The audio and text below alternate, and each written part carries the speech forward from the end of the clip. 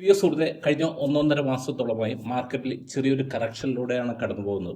ഈ സമയത്ത് വളരെയധികം പാനിക്കാവുന്ന നിരവധി നിക്ഷേപകരെ ഞാൻ കണ്ടിട്ടുണ്ട്. ഒരുപക്ഷെ താങ്കളും ആ ഒരു അവസ്ഥയിലൂടെ ആയിരിക്കാം പോകുന്നത്. അതുകൊണ്ട് തന്നെ താങ്കൾക്കെല്ലാം വളരെ ഉപകാരപ്രദമായ ഒരു വീഡിയോ ആണ് ഇന്നേ ദിവസം ഞാൻ ഷെയർ ചെയ്യുന്നത്. അതായത് 2000 തുടങ്ങി ഇതുവരെ ഏകദേശം ഒരു 10-24 വർഷത്തിനിടെ മാർക്കറ്റിലുണ്ടായ കറക്ഷനും അതിനുശേഷം ഇത് എത്ര നാൾ കൊണ്ടാണ് റിക്കവർ ചെയ്ത സമയത്ത് എന്ത് റിട്ടേൺസ് ആണ് ജനറേറ്റ് ചെയ്തത്, അതിനെക്കുറിച്ചെല്ലാം വളരെ ഡീറ്റെയിൽ ആയിട്ട്, അതായത് ഈ പറഞ്ഞ 24 വർഷത്തിനിടെ ഉണ്ടായ ഏകദേശം 10 കറക്ഷൻസിനെ കുറിച്ചാണ് ഇന്നേ ദിവസം നമ്മൾ മനസ്സിലാക്കാൻ പോകുന്നത്. അപ്പോൾ അതുകൊണ്ട് തന്നെ ഈ വീഡിയോ പൂർണ്ണമായിട്ട് കാണുക. ഉപകാരപ്രദമാണെങ്കിൽ താങ്കളുടെ എല്ലാ സുഹൃത്തുക്കൾക്കും ഷെയർ ചെയ്യുക.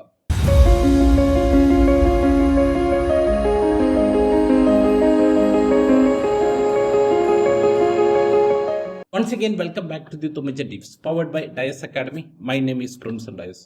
ഫസ്റ്റ് എനിക്ക് നിങ്ങളുമായിട്ട് ഷെയർ ചെയ്യാനുള്ള ഒരു കാര്യം, ഒരു കാരണവശാലും മാർക്കറ്റിംഗ് ഇങ്ങനെ സ്ട്രെയിറ്റ് ആയിട്ട് പോകില്ല. മാർക്കറ്റ് എപ്പോഴും ഇങ്ങനെ കയറി ഇറങ്ങി പോവുകയുള്ളൂ. ഇപ്പോൾ ഉദാഹരണത്തിന് നമ്മളിപ്പോൾ ഒരു യാത്ര പോകണം. ഇപ്പോൾ താങ്കളിപ്പോൾ കൊച്ചിയിലുള്ള ഒരു വ്യക്തിയാണ്, താങ്കൾക്ക് ഇപ്പോൾ ട്രിവാൻഡ്രം പോകണം. ഈ ട്രിവാൻഡ്രത്തേക്ക് താങ്കൾക്ക് പോകണമെന്നുണ്ടെങ്കിൽ ഇപ്പോൾ കാറിൽ കയറിയിരുന്ന് സ്റ്റിയറിങ് ഇങ്ങനെ സ്ട്രെയിറ്റ് ആയിട്ട് പിടിച്ചിട്ട് ആക്സിലേറ്റർ ഫുള്ള് ചവിട്ടി അങ്ങനെ നമുക്ക് എത്താൻ പറ്റില്ല.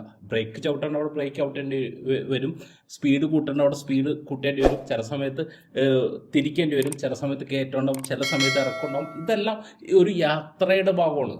ഇപ്പോൾ നമുക്കൊരു ബ്ലോക്ക് കിട്ടിയെന്ന് പറഞ്ഞ് നമ്മൾ തിരിച്ച് കൊച്ചിയിലേക്ക് തന്നെ തിരിച്ച് പോരാറില്ല കാരണം നമുക്ക് ലക്ഷ്യമുണ്ട്. അപ്പോൾ ഇതുപോലെ തന്നെ മാർക്കറ്റ് എന്ന് പറഞ്ഞു കഴിഞ്ഞാൽ ഈ മാർക്കറ്റിൽ ഈ പറഞ്ഞ ഈ ഫ്ലക്ച്വേഷൻ കയറ്റമൊക്കെ ഉണ്ടാവുക എന്നത് സ്വാഭാവികമായിട്ടുള്ളൊരു കാര്യമാണ്. അപ്പോൾ നമ്മളിന്ന് 2000 മുതൽ 2024 വരെ, അതായത് 24 വർഷം നീണ്ട ഈ ഒരു കാലഘട്ടത്തിൽ മാർക്കറ്റിൽ ഏതെല്ലാം രീതിയിലുള്ള കറക്ഷൻസ് ഉണ്ടായി അതെല്ലാം നമുക്കൊന്ന് മനസ്സിലാക്കാം. ഇവിടെ ആദ്യം നമ്മൾ കാണുന്നത് ഇപ്പം 2000 ഏപ്രിൽ 11 തീയതി തുടങ്ങി സെപ്റ്റംബർ 21, 2021, അതായത് ഏകദേശം 17 മാസം എന്ന് പറഞ്ഞാൽ 1.5 മാസത്തോളം നീണ്ടു നിന്ന ഒരു കറക്ഷനാണ്. ഈ ഒരു ടൈമിൽ ഈ ഒരു കറക്ഷൻ ഉണ്ടാകാനുള്ള ഒരു കാരണം എന്താണെന്ന് വെച്ച് കഴിഞ്ഞാൽ Y2K, അതായത് ടെക്നോളജി സൈഡ് ഭയങ്കര വലിയ ഹയർ സൈഡിലുണ്ടായിരുന്ന സമയമാണ്. അപ്പോൾ ആ സമയത്താണ് ഈ ടെക്നോളജി ബൂം എന്ന് പറഞ്ഞാൽ Y2K എന്ന് പറഞ്ഞ കുറേ ഇഷ്യൂസ് ഒക്കെ ഉണ്ടായി. ടെക്നോളജി സ്റ്റോക്കുകളെല്ലാം തകർന്ന് തരിപ്പണമായി. അപ്പോൾ അതിൻ്റെ ഭാഗമായിട്ട് മാർക്കറ്റിൽ വലിയൊരു കറക്ഷൻ ഉണ്ടായി. അപ്പോൾ അന്ന് 5542 ഉണ്ടായിരുന്ന BSE സെൻസെക്സ് 2600 അതായത് ഏകദേശം 53% ഡൗൺ ആണ് ഉണ്ടായത്. പിന്നെ ഇവിടെ ഒരു P എന്ന് പറഞ്ഞൊരു സംഭവം കാണിച്ചിട്ടുണ്ട്. അതായത് 34 ഉണ്ടായിരുന്ന P, അതായത് 5542 ഉണ്ടായിരുന്ന സമയത്ത് P റേഷ്യോ 34 ആയിരുന്നു. 2600 അത് 14. എന്താണ് P റേഷ്യോ എന്നും കൂടി ജസ്റ്റ് ഒന്ന് മനസ്സിലാക്കിയിട്ട് നമുക്ക് ഫർദർ മുന്നോട്ട് പോകുന്നതായിരിക്കും കൂടുതൽ നല്ലത്. അതായത് ഇപ്പം നമ്മൾ നോക്കിക്കഴിഞ്ഞാൽ മാർക്കറ്റ് വാല്യൂ രണ്ടാമത്തേതെന്ന് പറഞ്ഞു കഴിഞ്ഞാൽ EPS എന്ന് പറഞ്ഞാൽ ഏണിംഗ് പെർ ഷെയർ. ഇപ്പോൾ സപ്പോസ് ഒരു മാർക്കറ്റ് വാല്യൂ ഒരു 10,000 പോയിൻ്റ് ആണ് എന്ന് വിചാരിക്കാം. ഒരു മാർക്കറ്റിൻ്റെ ഒരു EPS ഒരു 1000 രൂപയാണ് എന്ന് വിചാരിക്കാം. അങ്ങനെയാണെങ്കിൽ ഇതിൻ്റെ P റേഷ്യോ വരുന്നത് അതായത് നമ്മളെ മാർക്കറ്റ് വാല്യൂവിനെ ഈ EPS കൊണ്ട് ഡിവൈഡ് ചെയ്യുമ്പോൾ നമുക്ക് കിട്ടുന്നത് P റേഷ്യോ 10. ഇതുകൊണ്ട് എന്താണ് ഉദ്ദേശിക്കുന്നത്? അതായത് ഈ മാർക്കറ്റിൽ 10,000 പോയിന്റിലുള്ള ഈ മാർക്കറ്റിൽ ഞാനിപ്പോൾ ഇൻവെസ്റ്റ് ചെയ്ത് കഴിഞ്ഞാൽ കമ്പനി തരുന്ന EPS വെച്ച് എനിക്ക് ഈ 10,000 തിരിച്ച് കിട്ടണമെന്നുണ്ടെങ്കിൽ ഏകദേശം 10 വർഷം എടുക്കുമെന്നാണ് ഇതുകൊണ്ട് ഉദ്ദേശിക്കുന്നത്. അപ്പോൾ അങ്ങനെയാണെങ്കിൽ ഇപ്പോൾ സപ്പോസ് ഇപ്പോൾ മാർക്കറ്റ് ഇപ്പോൾ ഇവിടെ 20,000 പോയിൻ്റ് ആയി എന്ന് വിചാരിച്ചോ. ഇപ്പോൾ ഓട്ടോമാറ്റിക്കലി ഇവിടെ എന്ത് സംഭവിച്ചു? P റേഷ്യോ 20 ഇതിപ്പോൾ സപ്പോസ് ഇപ്പോൾ ഒരു 30,000 പോയിൻ്റ് ആയി കഴിഞ്ഞാൽ P റേഷ്യോ 30. അതായത് ഈ 30,000 പോയിന്റിൽ ഒരു വ്യക്തി മാർക്കറ്റിലേക്ക് എൻട്രി ചെയ്ത് കഴിഞ്ഞാൽ ആ കമ്പനി തരുന്ന ഏണിങ്സ് പ്രകാരം ഈ 30,000 തിരിച്ചിട്ടുണ്ടെങ്കിൽ 30 വർഷം എടുക്കുമെന്നാണ് ഇതുകൊണ്ട് ഉദ്ദേശിക്കുന്നത്. അപ്പോൾ ഇവിടെ 2 കാര്യങ്ങൾ സംഭവിക്കാം. ഈ മാർക്കറ്റ് വാല്യൂവിൽ ഫ്ലക്ച്വേഷൻ വരാം, അതോടൊപ്പം തന്നെ EPS കമ്പനിയുടെ പ്രോഫിറ്റിൽ വ്യത്യാസം വരാം. ഇനി സപ്പോസ് കമ്പനിയുടെ EPS അല്ലെങ്കിൽ ഈ മാർക്കറ്റിൻ്റെ EPS ഇപ്പോൾ 2,000 എന്ന് വിചാരിച്ചോ. EPS കൂടി. അപ്പോൾ EPS കൂടിയ സമയത്ത് ഇവിടെ എന്ത് സംഭവിച്ചു? ഓട്ടോമാറ്റിക്കലി P റേഷ്യോ ഇവിടെ താന്നു.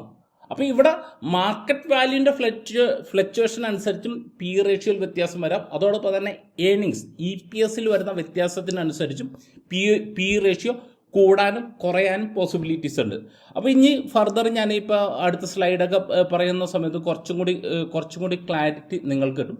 അപ്പോൾ ഇവിടെ നമ്മൾ നോക്കിക്കഴിഞ്ഞ് കഴിഞ്ഞാൽ ഈ മാർക്കറ്റ് വാല്യൂവിൽ ഉണ്ടായിരുന്ന സമയത്ത് 34, അതായത് ഈ ടൈമിൽ മാർക്കറ്റിൽ എൻട്രി ചെയ്യുന്ന ഒരു വ്യക്തിയെ സംബന്ധിച്ച് കമ്പനി തരുന്ന EPS പ്രകാരം ആ എമൗണ്ട് തിരിച്ചു കിട്ടണമെന്നുണ്ടെങ്കിൽ ഏകദേശം 34 വർഷം എടുക്കുമെന്നാണ് ഇതുകൊണ്ട് ഉദ്ദേശിക്കുന്നത്.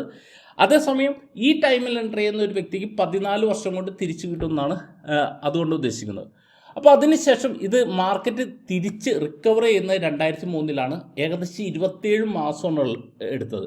ഇപ്പം മാർക്കറ്റിൽ 53% ഇടിഞ്ഞെങ്കിൽ റിക്കവർ ചെയ്തത് ഏകദേശം 113%. ഇനി അടുത്തായിട്ട് നമ്മൾ നോക്കിക്കഴിഞ്ഞ് കഴിഞ്ഞാൽ 2004 ഏകദേശം 4 മാസം നീണ്ട ഒരു മാർക്കറ്റ് കറക്ഷൻ ഉണ്ടായിരുന്നു. അന്ന് പി റേഷ്യോ 20 ആയിരുന്നു. പക്ഷേ BSE സെൻസെക്സിൻ്റെ വാല്യൂ അന്ന് 6194 നിന്ന് 4505 പോയത്. പി റേഷ്യോ നമ്മൾ നോക്കിക്കഴിഞ്ഞാൽ 20 നിന്ന് 15 താന്നത്. അന്ന് ഏകദേശം ഒരു 27% മാർക്കറ്റ് കറക്ഷൻ വന്നു. 6 മാസം എടുത്തു ഇത് റിക്കവർ ചെയ്യാൻ. ഏകദേശം റിക്കവർ ചെയ്ത സമയത്ത് 37% റിട്ടേൺ ആണ് കൊടുത്തത്. വീണ്ടും 2006 നമ്മൾ നോക്കിക്കഴിഞ്ഞ് കഴിഞ്ഞാൽ 12,612 രൂപ ഉണ്ടായിരുന്ന സമയത്ത് അതിൽ നിന്ന് മാർക്കറ്റ് ഏകദേശം 8,229 ഡൗൺ ആയിരുന്നു. ഏകദേശം ഇവിടെ നോക്കിക്കഴിഞ്ഞാൽ 29% ഡൗൺ ആയി. പക്ഷേ ഇവിടെ നിങ്ങൾക്ക് ശ്രദ്ധിക്കാവുന്ന ഒരു കാര്യം, ഇവിടെ മാർക്കറ്റ് 5,552 ആയിരുന്നപ്പോൾ പി റേഷ്യോ 34 ആയിരുന്നു. ഇവിടെ പക്ഷേ 12,612 ആയപ്പോഴും പി റേഷ്യോ 22 ഉള്ളൂ. അപ്പോൾ അതിനർത്ഥം എന്താണ്? കമ്പനികളുടെ പ്രോഫിറ്റബിലിറ്റി EPS കൂടി. അപ്പോൾ അതുകൊണ്ടാണ് ഇവിടെ പി റേഷ്യോ ഇങ്ങനെ കുറഞ്ഞു വരാനുള്ള കാരണം. അപ്പോൾ ഇവിടെ ഏകദേശം മാർക്കറ്റ് റിക്കവർ ചെയ്യാൻ വേണ്ടി 4 മാസം എടുത്തു. 41% റിട്ടേൺ ആണ് ജനറേറ്റ് ചെയ്തത്. വീണ്ടും ഇപ്പം നമ്മളെ സംബന്ധിച്ച് നമ്മൾ നോക്കിക്കഴിഞ്ഞാൽ ഇന്ന് ഇന്ത്യൻ ഹിസ്റ്ററി നോക്കിക്കഴിഞ്ഞാൽ ഇന്ത്യൻ മാർക്കറ്റിൽ ഏറ്റവും വലിയൊരു ഇടിവ് വന്ന ഒരു കാലഘട്ടമാണ് 2008 ഗ്ലോബൽ ഫിനാൻഷ്യൽ ക്രൈസിസ് ആയിട്ട് ബന്ധപ്പെടുത്തി. അന്ന് 20,873 ഉണ്ടായിരുന്ന BSE സെൻസെക്സ് 8,160 ഡൗൺ ആയിരുന്നു. അപ്പോൾ ആ സമയത്ത് ഏകദേശം 61% കറക്ഷനാണ് വന്നത്. ഇപ്പോൾ 29 ഉണ്ടായിരുന്ന പി റേഷ്യോ 12 ഡൗൺ ആയിരുന്നു. ഇത് റിക്കവർ ചെയ്തെടുക്കാൻ ഏകദേശം 20 മാസം കൂടി എടുത്തു. ഇവിടെ 61% ഡൗൺ ആയെങ്കിൽ റിക്കവർ ചെയ്ത സമയത്ത് 156% റിട്ടേൺ ആണ് കൊടുത്തത്. വീണ്ടും 2010 21,000 നിന്ന് 15,000 താന്നിരുന്നു. 13 മാസം സമയം എടുത്തു. 26% ഡൗൺ ആയത്. 24 മാസം എടുത്തു റിക്കവർ ചെയ്യാൻ വേണ്ടി. 36% റിട്ടേൺ ആണ് കൊടുത്തത്. ഇനി 2015 ഏകദേശം 12 മാസം നീണ്ട ഒരു കറക്ഷൻ വന്നു. അന്ന് ഏകദേശം 23% ഡൗൺ ആയിരുന്നു. റിക്കവർ ചെയ്യാൻ വേണ്ടി 14 മാസത്തോളം എടുത്ത് 29% ആവറേജ് റിട്ടേൺ ആണ് ഈ പീരീഡിൽ കൊടുത്തത്. ഇനി അടുത്തായിട്ട് നോക്കിക്കഴിഞ്ഞാൽ 2018 2 മാസം നീണ്ട ഒരു കറക്ഷൻ ഉണ്ടായിരുന്നു. ഈ 13% ഡൗൺ ആയത്. പക്ഷേ 5 മാസം കൊണ്ട് റിക്കവറായി 16% റിട്ടേൺ ജനറേറ്റ് ചെയ്തു. വീണ്ടും 2020 ഇപ്പോൾ എല്ലാവർക്കും അറിയാം, കോവിഡിൻ്റെ ടൈമിൽ വലിയൊരു കറക്ഷൻ ഉണ്ടായിരുന്നു. ഇപ്പോൾ ഏകദേശം 2 മാസം കൊണ്ട് 38% ഇടിഞ്ഞു. എന്നാൽ ഇത് റിക്കവർ ചെയ്യാൻ വേണ്ടി ഏകദേശം 7 മാസം എടുത്തു. 7 മാസം കൊണ്ട് 47% റിട്ടേൺസ് കൊടുത്തു. വീണ്ടും നമ്മൾ നോക്കിക്കഴിഞ്ഞാൽ 2021 8 മാസം നീണ്ട ഒരു കറക്ഷൻ ഉണ്ടായിരുന്നു. 17% ഇടിഞ്ഞത്. വീണ്ടും മാർക്കറ്റ് അത് തിരിച്ച് ഏകദേശം ഒരു 5 മാസത്തിനുള്ളിലെത്തി. ഇപ്പം നിലവിൽ നമുക്കറിയാം സെപ്റ്റംബർ 26 ശേഷം ഇപ്പം ഏകദേശം ഒരു 1.5 മാസത്തിലധികമായി 85,836 പോയിന്റ് ഉണ്ടായിരുന്നത് ഇന്ന് 77,687. അതായത് 25 പി റേഷ്യോ ഉണ്ടായിരുന്നത് 22 ഡൗൺ ആയി. ഇപ്പം നിലവിൽ ഏകദേശം ഒരു 9.5% ഡൗൺ ആണ് ഉണ്ടായത്. ഇപ്പം നിലവിൽ മാർക്കറ്റ് റിക്കവർ ചെയ്തിട്ടില്ല. അത് എന്ന് റിക്കവർ ആവും എന്ന് ചോദിച്ചു കഴിഞ്ഞാൽ അത് കറക്റ്റായിട്ട് നമുക്ക് പറയാൻ പറ്റില്ല. പക്ഷേ ഇവിടെ പറയുന്ന ഒരു കാര്യം, ഇപ്പോൾ ഒരു ആവറേജ്, അതായത് ഈ ഇത്തരം 10 കറക്ഷൻ്റെ ഒരു ആവറേജ് നമ്മൾ എടുത്തു നോക്കി കഴിഞ്ഞ് കഴിഞ്ഞാൽ ഒരു കറക്ഷൻ പീരീഡ് 7 മാസവും ആവറേജ് റിക്കവറി പീരീഡ് 12 മാസവും എന്നാണ്. അപ്പോൾ ഈ സമയത്ത് നമ്മൾ എന്ത് ചെയ്യണം? പ്രത്യേകിച്ച് ഒരു SIP നിക്ഷേപകരെ സംബന്ധിച്ച് എല്ലാം ഇപ്പം നമ്മളെ സംബന്ധിച്ച് നമുക്ക് കുറഞ്ഞ എമൗണ്ടിൽ നമുക്ക് കൂടുതൽ യൂണിറ്റ് വാങ്ങാൻ പറ്റുന്ന ഒരു സമയമാണ്. അപ്പോൾ ഓരോ കറക്ഷനിലും നമ്മൾ കുറേശ്ശെ യൂണിറ്റുകൾ നമ്മൾ പർച്ചേസ് ചെയ്തുകൊണ്ടിരുന്നു കഴിഞ്ഞാൽ ഇപ്പോൾ നമ്മളെപ്പോഴും മനസ്സിലാക്കേണ്ട ഒരു കാര്യം, ഒരു ഇറക്കമുണ്ടെന്നുണ്ടെങ്കിൽ ഒരു കയറ്റമുണ്ട്. അത് എത്ര മാസം എടുക്കുമെന്നത് മാത്രമേ ഇവിടെ ക്വസ്റ്റ്യൻ ഉള്ളൂ. അത് എത്ര നാൾ കൊണ്ട് അത് റിക്കവർ ആവും എന്നത് മാത്രമേ ഇവിടെ ക്വസ്റ്റ്യൻ ഉള്ളൂ. അപ്പോൾ ഇവിടെ നമ്മൾ ഇത്ര നാളത്തെ ഒരു ഹിസ്റ്ററി നോക്കിക്കഴിഞ്ഞ് കഴിഞ്ഞാൽ മാക്സിമം എടുത്തിരിക്കുന്നത് 27 മാസമാണ്. അതായത് ബോട്ടം ലെവലിൽ നിന്ന് തിരിച്ച് മാർക്കറ്റ് റിക്കവർ ചെയ്യാൻ വേണ്ടി എടുത്തിരിക്കുന്നത് മാക്സിമം എടുത്തിരിക്കുന്നത് 27 മാസമാണ്. അപ്പോൾ അതുകൊണ്ട് തന്നെ ഇപ്പം നിങ്ങളെ സംബന്ധിച്ച് ഇപ്പോൾ ഒരു 5 വർഷത്തിന് മേലെയുള്ള അല്ലെങ്കിൽ ഒരു 2030 ഒക്കെ മുന്നിൽ കണ്ടുകൊണ്ട് ഇത് നിക്ഷേപിക്കുന്ന തുകകളെല്ലാം നിക്ഷേപിക്കാൻ പറ്റാവുന്ന രീതിയിലുള്ള നല്ല ഓപ്പർച്യൂണിറ്റീസാണ് ഈ സമയത്ത് നമുക്ക് കിട്ടിക്കൊണ്ടിരിക്കുന്നത്. അപ്പോൾ അതുകൊണ്ട് ഞാൻ നിങ്ങളോട് പറയുന്ന ഒരു കാര്യം, ഈ സമയത്ത് നമ്മൾ പാനിക് ആകുകയല്ല ചെയ്യേണ്ടത്. ഇപ്പോൾ വാറൻ ബഫറ്റ് എപ്പോഴും പറയാറുള്ള ഒരു കാര്യമാണ്, B greedy when others are fearful, B fearful when others are greedy. അതായത് നമ്മൾ മറ്റുള്ളവരെല്ലാവരും പേടിച്ചിരിക്കുന്ന സമയത്താണ് നമ്മൾ കൂടുതൽ തുക നമ്മൾ നിക്ഷേപിക്കേണ്ടത്. ഇപ്പോൾ നമുക്കറിയാം മാർക്കറ്റിൽ പൊതുവെ ഇപ്പോൾ എന്താവും എന്നുള്ളൊരു അനിശ്ചിതാവസ്ഥ ഉണ്ട്. അതുകൊണ്ടാണ് മാർക്കറ്റിലേക്ക് ഈ കറക്ഷൻ വരുന്നത്. ഇപ്പോൾ ഫോറിൻ ഇൻവെസ്റ്റേഴ്സ് എല്ലാം ഇവിടുന്ന് ഇപ്പോൾ ഇവിടെ കൂടുതൽ സെല്ല് ചെയ്യുന്നത് അങ്ങനത്തെ പല കാരണം, അല്ലെങ്കിൽ ഇവർക്ക് വേറെ ഏതെങ്കിലും രാജ്യങ്ങളിൽ കുറച്ചും കൂടി ഓപ്പർച്യൂണിറ്റി കണ്ടിട്ടുണ്ടാവും. അങ്ങനെയുള്ള പല കാരണങ്ങളുണ്ടാവും. പക്ഷെ ഇത് എപ്പോഴും സ്ഥായിയായിട്ടുള്ളൊരവസ്ഥയല്ല.